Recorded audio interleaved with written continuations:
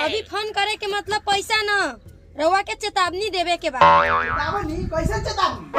ऊपर से ऑर्डर आया है आपको अंदर करने के लिए, इसीलिए आप सतर्क रहिएगा। ठीक बा, वो ध्यान दे, न तो कोनो जला सिंह से टक्कर ली, न जान से जाए।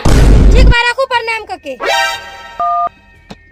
दुबे जी, जला सिंह के कदम कदम के रिपोर्ट चाहिए हमरा। समय आई न तो ऐसा डंटा करम कि अब बाजो न निकले। आज ना पमता हर करूंगी। भाई बाबू लगा के थारा मम्मी तारा माई साले जितना मारेगा मैं मार ले, हमार बारी आई ना गाड़ी में जाते काट ले। साला कर्जा लेवे के बड़ी मालिक के बाप कहता रे, देवे के बड़ी बेटा। लगा साला उठा रे साला।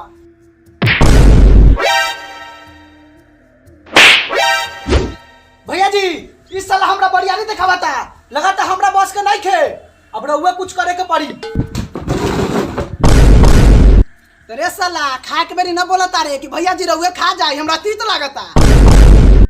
हमरे देवा की सरवा बचल बा, न तो कोनो घर में घुस के गान मार के चल जाए। कालिया जी भैया जी, बाएं हाथ काट के छोड़ दे जाओ सरवा के, जिंदगी भर गांठ धोए के मेरी दाहिने हाथ के इस्तेमाल करी।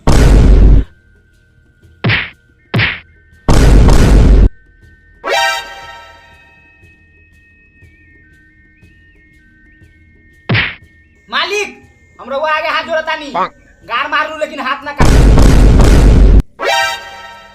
भैया जी ऑफर तो बढ़िया बा।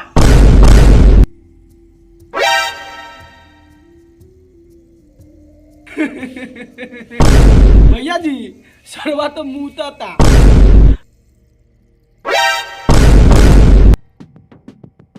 मुँह तो चाहे हो हाथवा तो कटाबे कर।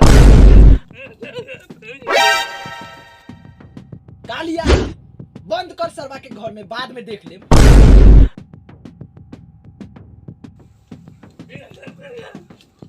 भैया जी हमरा मार लो।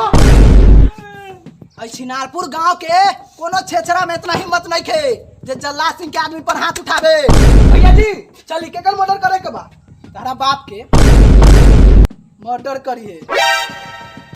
भैया जी जे साला 1 कट्ठा जमीन खातिर जे आदमी के हमसे मर्डर कर दे रहनी है, ओकर बेटी आइल बिया लंदन से, बदला लेवे के चाहतिया। बिगारू सिंह।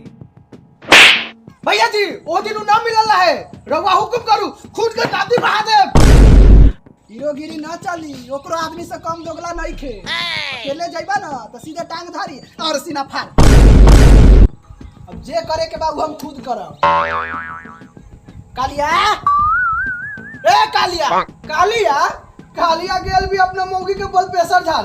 अब नाई हीरा सिंह जी भैया जी, पता लगा कितना आदमी लेके आयल बिया। पूछ छवरी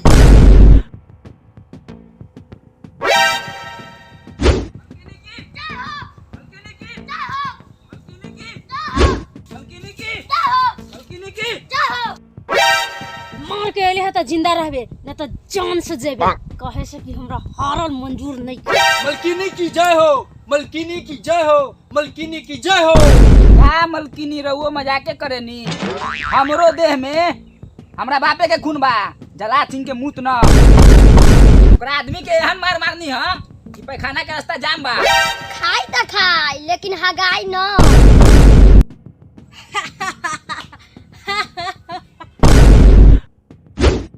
ओए तेजस्वी, दूगो के मारला से काम न चली। 5 साल बाद हम जातानी अपना खेत के जायजा लेबे। अपन जितना आदमी बा सबके जमा करा, जलाद सिंह के आदमी के सलाद लेखा काटे के बा।